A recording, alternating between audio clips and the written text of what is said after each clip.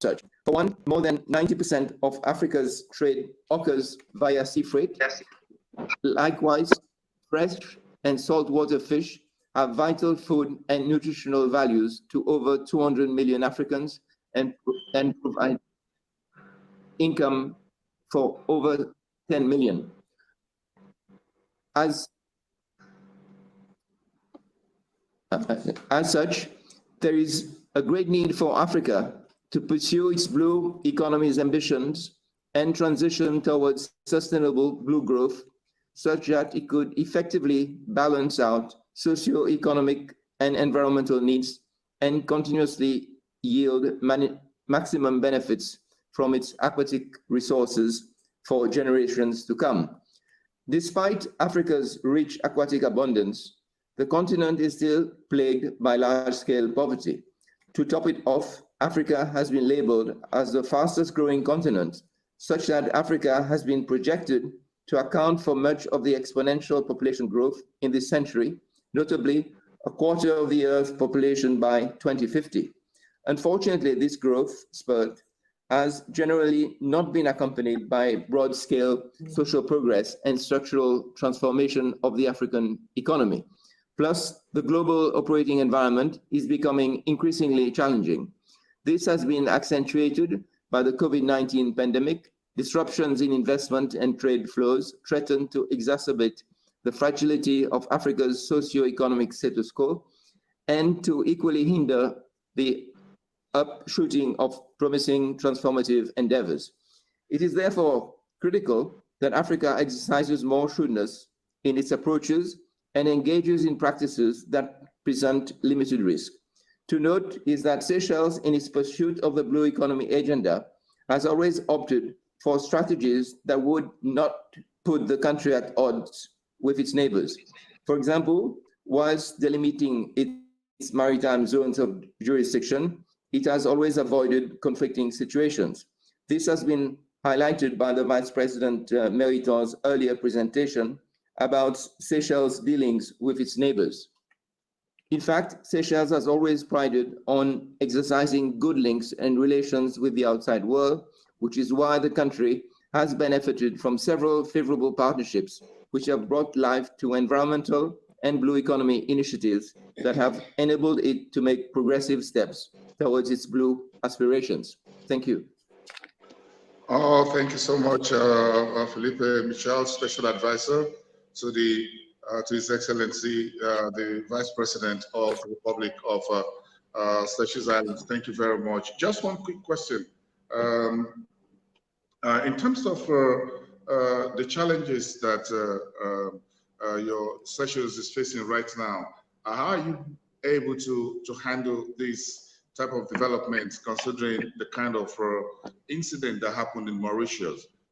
This is one risk that is totally unexpected, for example. So how are you preparing to deal with situations like risks when they happen? Yes, indeed, that's a good question. Well, obviously the development of blue economy in Seychelles has not been plain sailing. It has not been business as usual. And but by having a blue economy department, we have played a very important coordination role, and that puts us in very close contacts with all the various ministries and different organizations. The fact that it is headed by the Vice President is also a great asset. And furthermore, it is integrated with the Ministry of Foreign Affairs. And just to give you an example, we have recently set up a Blue Economy Council. And just this morning, we had a meeting whereby several ministers were together in the same room. And we managed to address several issues which otherwise would have been much more difficult. It is a challenge. It doesn't mean to say that we have full cooperation, but nevertheless, we've managed to create this political consensus for the blue economy, so that, because we know that we have to turn to the ocean, and we need a healthy ocean, we need to protect it, and we need to be prepared for any any calamities that can happen. Very, very interesting. So when you look at other countries within that have a very large coastal areas in Africa, in West Africa, all the way to Southern Africa, what lessons do you think they can learn from what Seychelles Islands has been doing? Well, I think there are a few lessons. One, I think significant emphasis should be put on proper planning. This is why the country has been doing this roadmap, the Blue Economy Roadmap, and also creating the supporting mechanisms. Two is establishing ocean management tools, such as the Seychelles Marine Spatial Plan, which was recently finalized in March 2020. The Marine Spatial Plan is instrumental as it encourages a multi-sectoral integrated approach to ocean management, which takes into consideration the needs of all existing sectors. Thirdly is the leveraging of environmental protection to finance the blue growth. A clear example of such again, my picture includes is not there. Let me turn on the video. As I was saying, it's leveraging of environmental protection to finance blue growth. A clear example of such include the debt swap for climate change, which was concluded by It should be okay. Whereby Seychelles agreed to designate 30% of its EZ as marine protected areas. Yeah, I think it is something to do with the network, huh? Yeah, and as a result I can of that, hear, but it is intermittent. I'm connecting the camera, all right?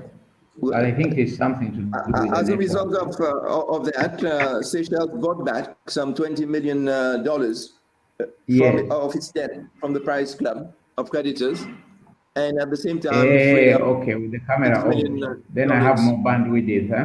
To use on conservation projects. Right. And finally, it is important to secure beneficial partnerships with international organizations, regional economic communities, and attracting social impact investors, which are the main benefactors of the Blue Economy project.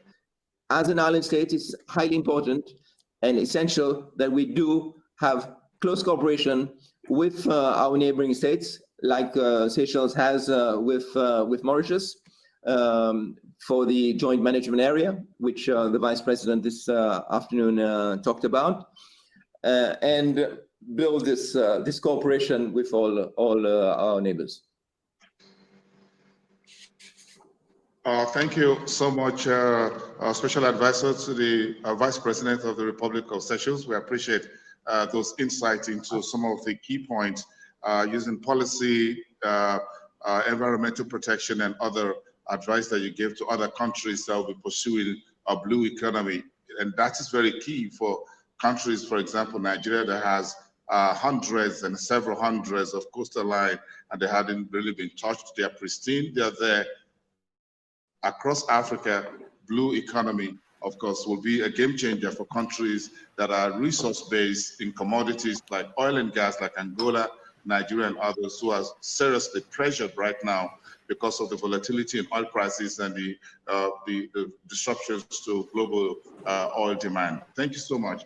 Do we have a Silva Ojako now, who is a commissioner at the AfCFTA Secretariat, to make his presentation to us?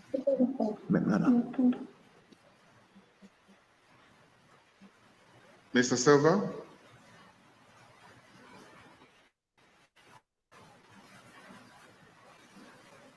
I'm not sure we have his. I'm not sure we have him right now to make that presentation. Silva was to speak to us on another very important point: substantive issues of the AfCFTA protocols, trading goods, trading services, settlement of disputes, and all of that. Very interesting, as the AfCFTA set another deadline of January 1, 2021 for the takeoff of the inter-Africa trade. Our rapporteur, Juvenal Shundu, is to wrap it all up for us, but I want him to please give us about 2 minutes overview of the presentation that Professor Adim Odeke would have done, Professor of International Maritime Law, but unavoidable is flying at this time, so will not be able to be part of this. Mr. Shundu, can you give us about 2 minutes of that?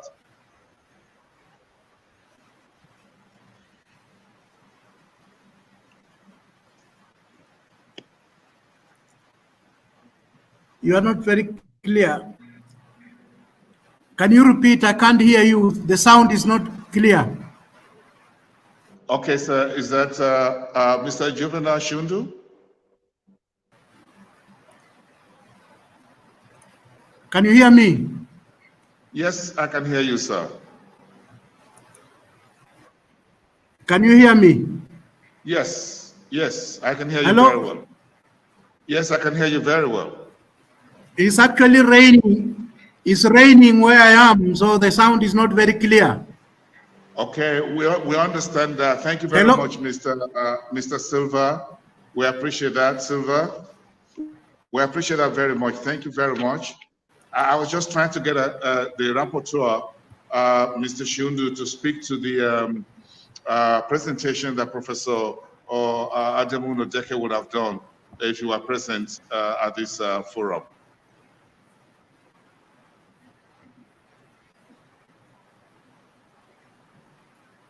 Can you hear me, Mr. Shundu? If you're still connected? Can you hear me now? Can you hear me? Yes, we can hear you. Yes. Yes, we can hear you. Hello?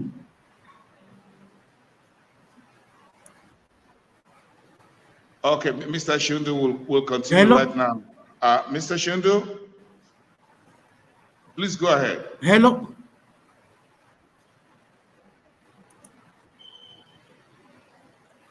Can you hear me?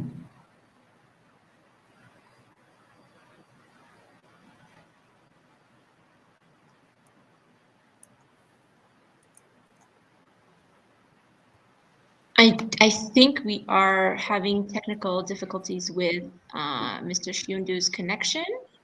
Bosan, I think we're struggling with the Silver and Mr. Shundu's connections. Okay, they're out. Okay, so we can take, do we have some questions from some of the participants therefore? If you can just take that very quickly to bridge it before we get them back into the room. Thank you very much, Boasson. Thank you very much, Philippe. Thank you, Ojiko, Rose, and Shiundu for your riveting contribution to this discussion. In the absence of the commissioner, allow me to invite my colleague Leyu. She's a founder of IAB and also part of the organizing committee for the East African International Arbitration Conference. Leyu is very is very familiar with AfCFTA because she has advised on it. Leyu, perhaps while we wait for Silva to join us, you can just share a little bit on the progress within the AfCFTA. Certainly. I think it's quite clear to everyone that because of COVID, there's been quite a bit of a delay with regards to CFTA and its implementation. The deadline was expected to be Can you hear me January now? 1st. January 1st.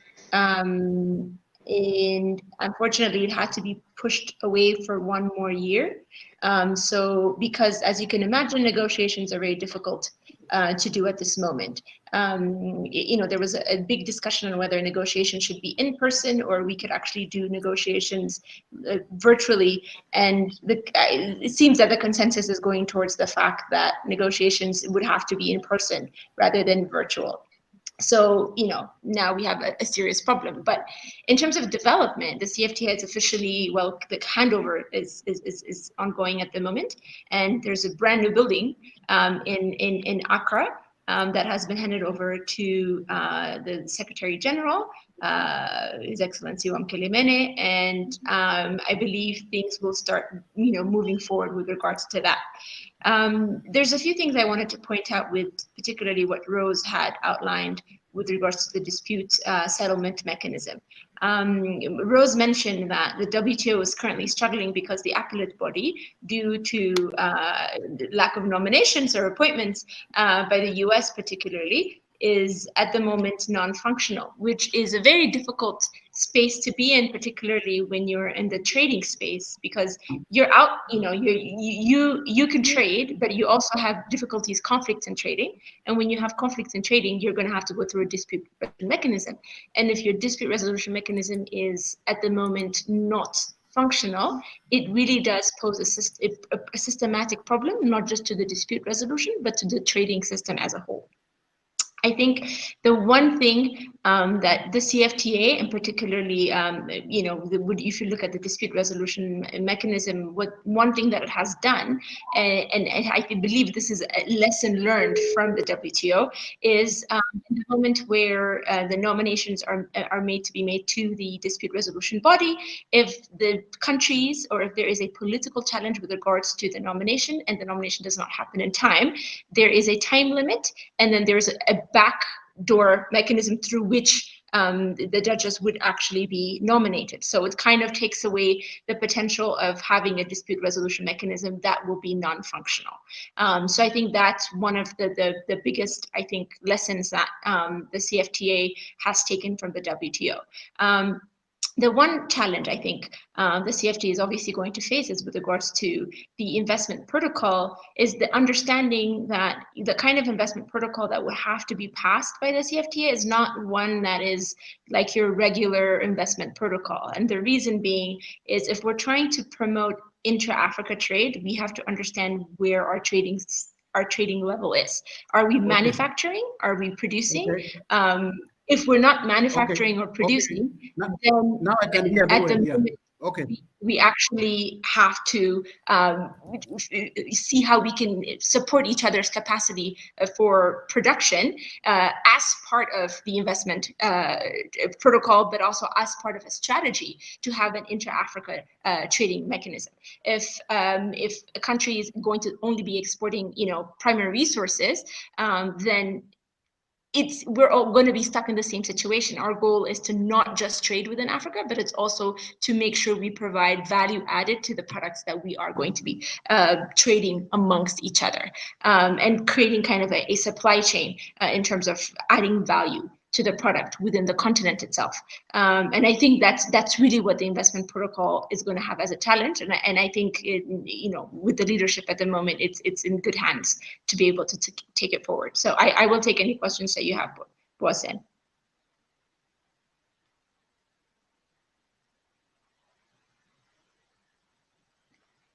I can't hear you, sorry. Are you muted? Okay, can you hear me, please? I can hear you now. Sorry about that, you can hear me? Yes. Yes, thank you. One of the key problems about investment in Africa is the fact that there are problems about the integrity of contracts between sovereigns or governments and private sector who want to do business. Nigeria, for example, is in the court with PNID, a gas company in the UK, a judgment, debts of billions of dollars against Nigeria. So how do we mitigate these matters of this nature so that when we move forward, we can prevent matters of this nature coming up? Or if they do come up at all, how do we handle them? Just a minute, please. Yeah, I mean, PNID gives every African country about 9 billion reasons why they should come up with a solution to such potential problems. And what I think we have to understand is you can't have a standalone protocol that's going to solve everybody's problems. We are putting in place infrastructures. So an investment protocol or even an investment regime in any country, for an investment regime to go well, there are certain levels, there are certain things infrastructures that you have to have in place in order to be able to have a good investment regime. And that is, you have to have a good dispute resolution mechanism.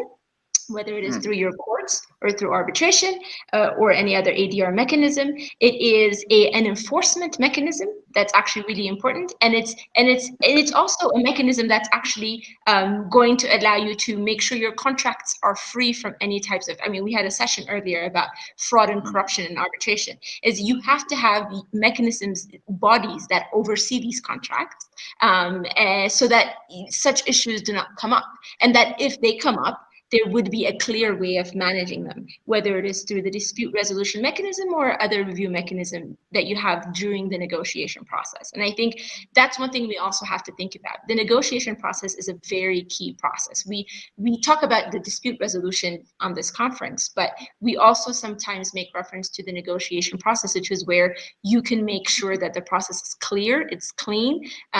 Those that are managing and involved in the process actually. Oh, very interesting. Thank you very much. Now, a rapporteur. Okay. Oh, I'm sorry. No My apologies. Yes, thank you. My apologies to cut in there. I didn't know you were still speaking. I learned that our rapporteur is back in the chat room, and we want to just ask him to speak. Juvenal.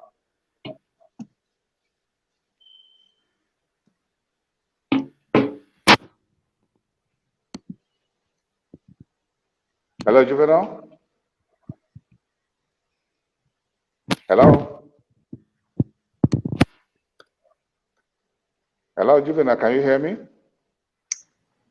I guess we lost him there. I think he's on there. I think he's back. Okay, he's back. Okay, if he's back, I think he should just speak. Juvenal, can you hear me? Yep. Hello, can you hear me? Do you want me to Yes. present the Professor? Yes, please go ahead. Demuni? Yes, thank you. Professor, yes, thank you. Okay. Okay. Yeah, Yes. This is a presentation by Professor Demuni on the settlement of maritime boundary and river disputes in Africa. With regard to maritime boundaries, there are currently over 40 maritime, river, and land boundaries disputes in Africa. Examples include Kenya versus Uganda on Migingo Island, the Kenya-Somali maritime zones, Kenya-Tanzania maritime zones, Cameroon-Nigeria, Egypt versus Sudan, Equatorial Guinea versus Gabon, Madagascar versus Comoros, Eritrea and Djibouti. Then we have Ivory Coast and Ghana. The reasons for causes of the general boundary disputes range from arbitrary colonial delimitations, importance of water, the Nile, national scramble for maritime hydrocarbons as oil and gas and minerals. And the reasons for maritime or sea disputes arise from the limitation of maritime zones into the territorial sea, the 12 miles nautical waters, the contiguous zones, the exclusive economic zones, continental shelves, high seas, and the areas beyond national jurisdiction. The maritime dispute resolution regime is governed by the public international law and the United Nations law of the sea. Dispute resolution institutes include the International Court of Justice, the Permanent Court of International Arbitration, and the UNCLOS International Tribunal for the Law of the Sea, or known as ITLOS, which is based in Hamburg, Germany. The UNCLOS resolution includes straight lines or equidistances with emphasis on bilateral negotiations, mediations, and joint ventures. The principal dispute resolution methods include formal or compulsory, informal, non-compulsory methods under international law. Formal compulsory methods include ITLOS under the United Nations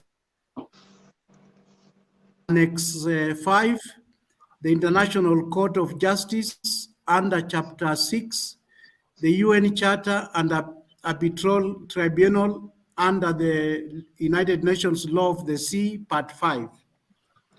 The panel, where these possible disputes should be solved, one, it should be encouraged bilateral negotiations, mediations, and arbitrations in that order, or formal court processes should be the last resort. The best legal advice being out-of-court settlement.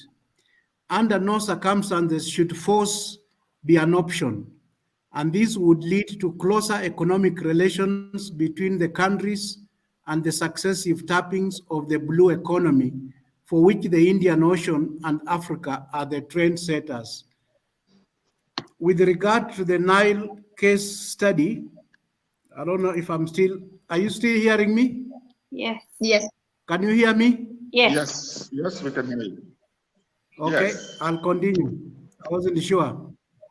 Yeah, the Nile case study, the White and Blue Niles were originally governed by the Anglo-Ethiopian Treaty of 1902. Egypt and Sudan, 1929, and Egypt and Sudan, 1959 agreements. There were also understanding between UK and Belgium over the Belgium, Congo and DRC, UK and France over Rwanda and Burundi, but no regard for UK's Kenya colony, Tanganyika trusteeship, and Uganda protectorate or Eritrea. The independent Egypt and the Sudan stuck the historic rights based on the 1929 and 1959 agreements. Independent Tanganyika renounced all the colonial agreements, while Kenya and Uganda did not react. Egypt and Sudan used threat of force and their then influence and connections with external powers and international financial institutes, the World Bank and IMF, to maintain adherence to the 1929 and 1959 agreements and to ensure riparian upstream countries were denied finance for dam constructions. Following dissatisfaction with the status quo, the Nile Basin Initiative of 22nd February 1999 of all the 10+1 riparian states provided a comprehensive new arrangement to manage the Nile by and for all the riparian states with ample dispute settlement mechanism to replace the old regime. Non-ratification by Egypt and changed global conditions forced some riparian states to take matters into own hands following lack of NBI progress on the basis of the United Nations Declaration on Permanent Sovereignty over Natural Resources of 1962. Notable actions among these are diversion by Tanzania of Lake Victoria water for irrigation, construction of 2 or 3 more Ugandan dams on the White Nile, and most topical, the Millennium Grand Ethiopian Renaissance Dam, which is under construction on the Blue Nile. Sudan seems tacit, but Egypt has threatened use of force and appealed to the US World Bank and Arab League. However, Egypt seems to be coming round, with the issue now being not the legality of the dam, but agreements to face the filling of the dam to limit damage effects to the Sudan and Egypt. The recommendations by the panelists on this issue of the Nile Treaty includes a bilateral, multilateral negotiations, mediation through the African Union, and or arbitration. Although Egyptian and Sudanese needs and concerns are understandable, this is an African problem which should not involve non-African institutes or parties to be involved. Under no circumstances should force be contemplated or used. Such approach would have only losers, no winners, and would be extremely disastrous for the parties and the continent. States and parties should not forget their primary obligation to settle disputes through the peaceful means under Article 11, 33 to 38, and 99 of the Charter of the UN. Thank you. Oh, thank you so much. Sure. Am I still being heard? Okay, thank you. Mr. Chindu, please go ahead.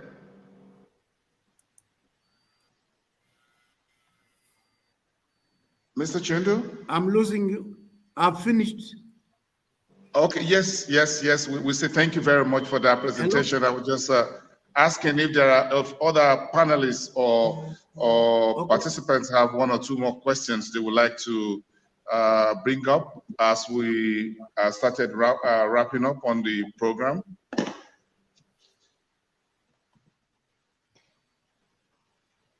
Yes, I believe there are questions on the Q&A, Bosen. I believe there's a question. I haven't seen any question, but I got some comments from one or two from Rose. Rose Ramil says PNID, which is the Nigeria's problem with the PNID, which is in the UK court.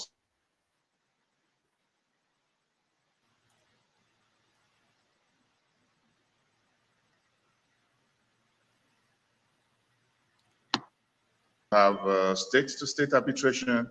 South Africa, SDAC, all are against the traditional ISDS. Who want to speak with that very quickly, what the ISDS is and how does it resolve? How do we resolve matters like the PNID will no longer be? I'm happy to take that question. Rose Ronald?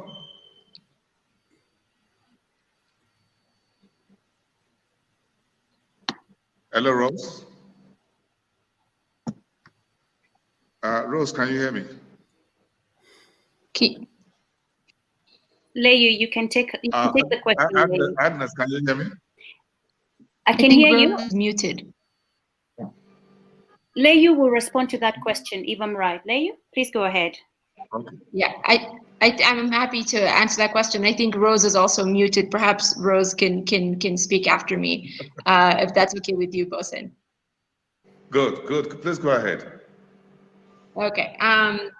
The ISDS mechanism is obviously a mechanism through which investors, foreign investors whose countries have agreements with the home country, which is potentially based on the bilateral investment treaty, to sue the government in the case where an arbitration and where there are certain losses with regards to, for example, expropriation, whether it is physical expropriation or other types of expropriation.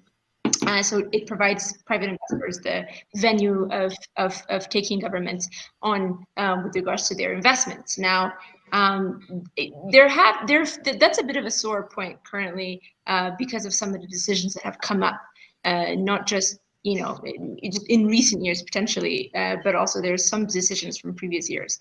It is a sore point, particularly because a lot of African countries, quite a few, have made it clear that they're not interested in having a similar system where investors could actually sue.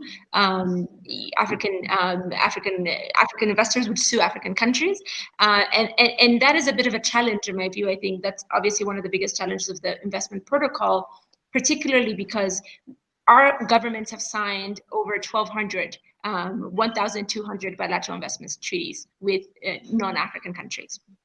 We are now going to be signing an investment protocol amongst African countries. So if the bilateral investment treaties that we have signed with non-African countries allow for ISDS mechanism, and we say that the investment protocol of the CFTA will not allow for ISDS mechanism, we are essentially putting we're providing African investors less initiative or even less protection than we are providing non-African investors. So if my approach to that, and this is a position that I hold, is if we are going to do away with ISDS system, and even in the investment protocol of the CFTA, we're going to have to do away with the ISDS system completely, even in the other bilateral investment treaties, where we're going to have to find another way of resolving these disputes. But if we are going to put our investors in a position where an African investor who invests in Africa under the CFTA investment protocol will not be able to sue an African government, but we are allowing a non-African investor who is also investing in Africa in the same sector as the African investor to sue the government in order to be able to get, you know, reparations or to get some sort of damages covered, then it does provide an imbalanced view, and our government, our African investors are the losing end. So I think we really have to take that policy approach and understand where that comes from. Oh, okay. That's that's very interesting. When we look at the various options that are available moving forward.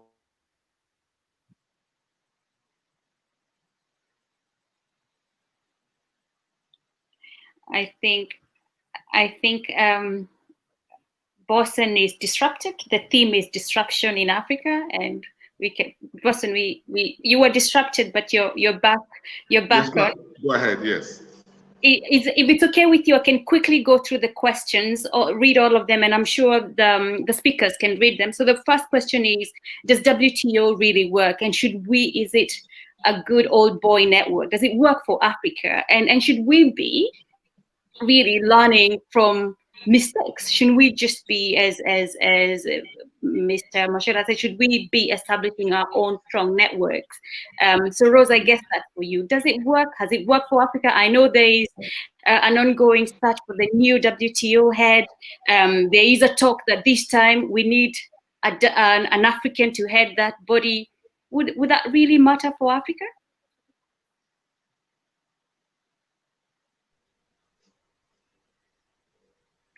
Rose, you're still muted.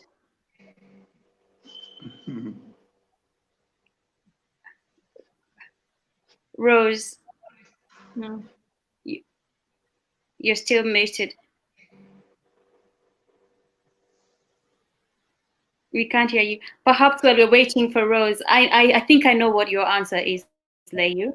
Mr. Philippe Machad, what do you think? Does it work for the continent, and there is a feeling that it's a network of old boys? What is Seychelles' experience in there? Thank you. Well, we don't have much experience, to be honest. We only joined the WTO a few years ago, and as it was mentioned, these operations are very, very costly, very complicated, and perhaps we don't really trade as much as many other countries, but nevertheless, we would very much depend on, we'd like to benefit from your experiences, experiences of other African countries, but I don't think we should simply just rule it out. Most probably there is a need for lots of reform at the WTO, but I'm not a specialist in that field, so I wouldn't really like to venture too much. Thank you. Not a problem. It's a pity we can't still get Rose. Rose, you're muted.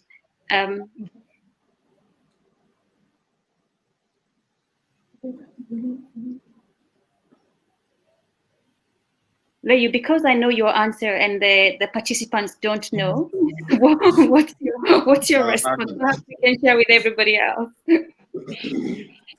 I honestly, I think the WTO definitely has a lot of challenges, and I think there's as been mentioned, there's quite a bit of reform that needs to happen. My recommendations, I would have loved to hear what Rose has to say. Perhaps she can write the answer on the Q&A. We can read it out. Yeah.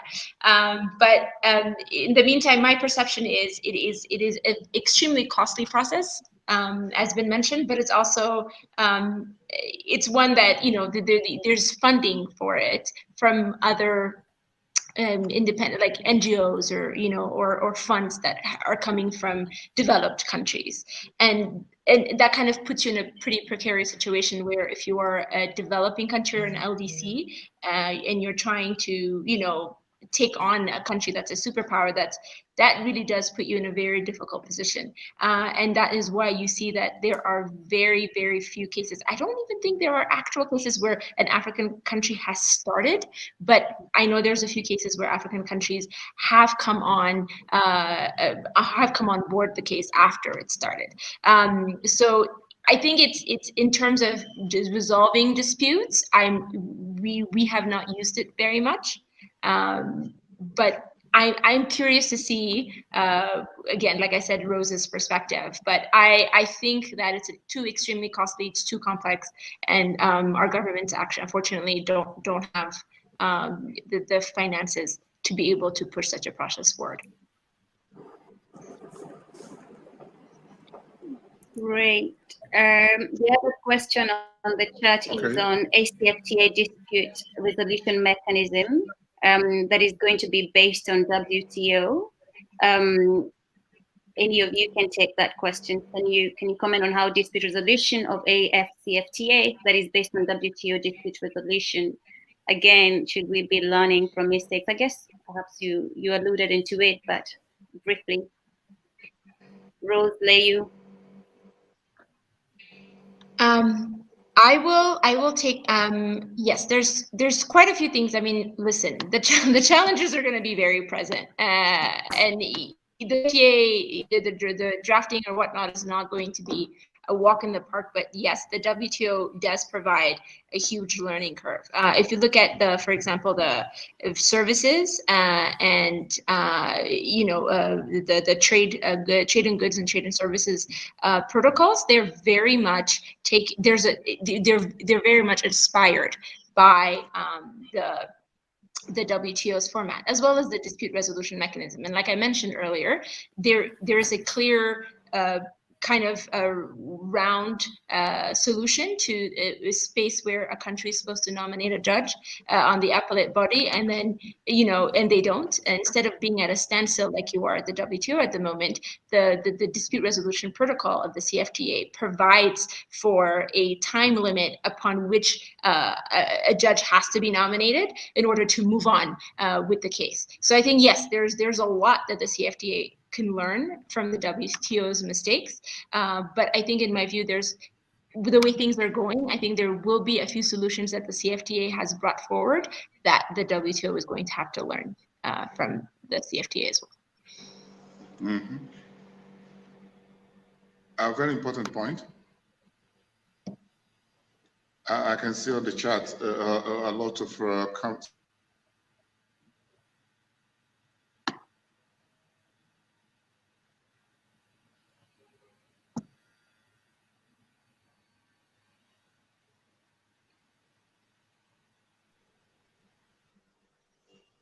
Hello, Agnes? Yes, I'm here. Yes, Agnes. Okay, do you think we can give about 5 minutes or 3 minutes to Juvenile Shundu to recap for us? Sure, we can. We should be summarizing this panel in the next 5 minutes. Shundu has been struggling because luckily it's raining in Kenya, finally.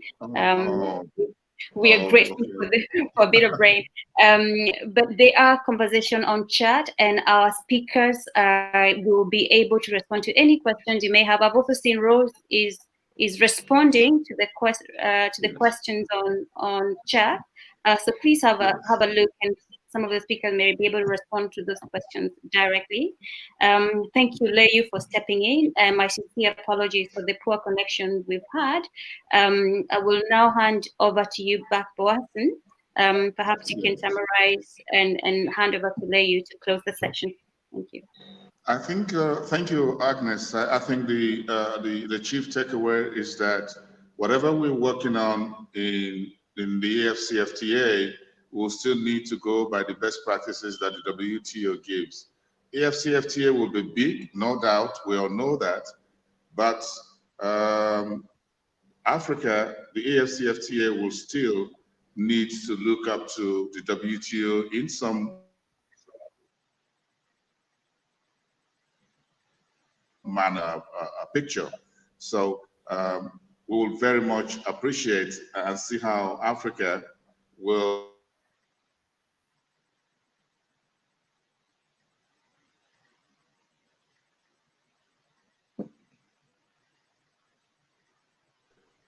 those of you of us in the audience who are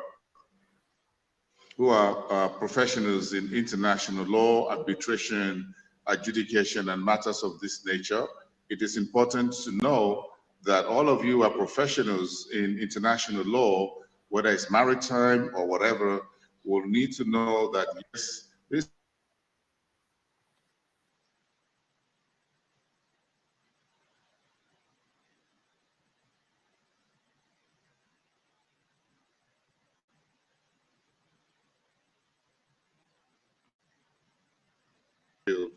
because have we lost Bosin? Your government, your various administrations will depend on you. In the private sector will depend on you as well.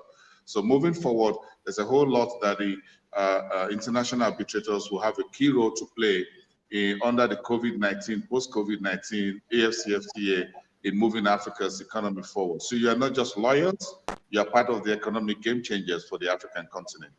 Thank you, Agnes.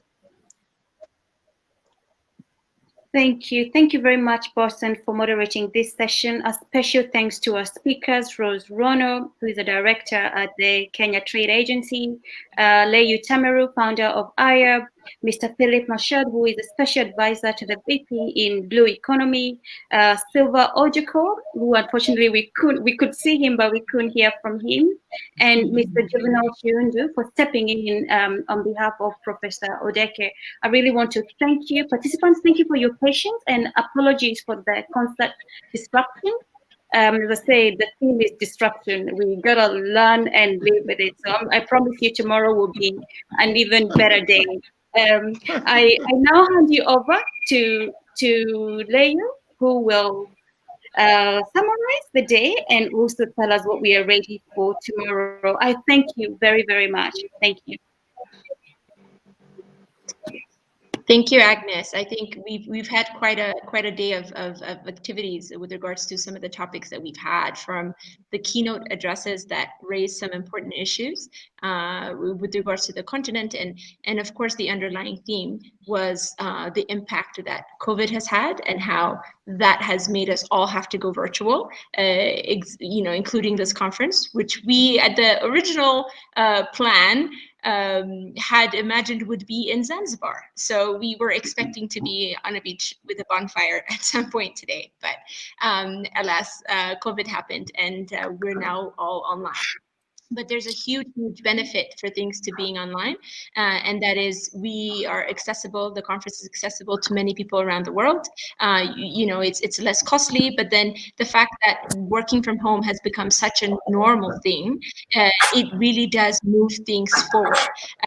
And as the Vice President of Seychelles mentioned today, even international arbitration is going to have to move virtual, and indeed it has. We've had discussions about the diversity or lack thereof, or work on the lack thereof of diversity in international arbitration.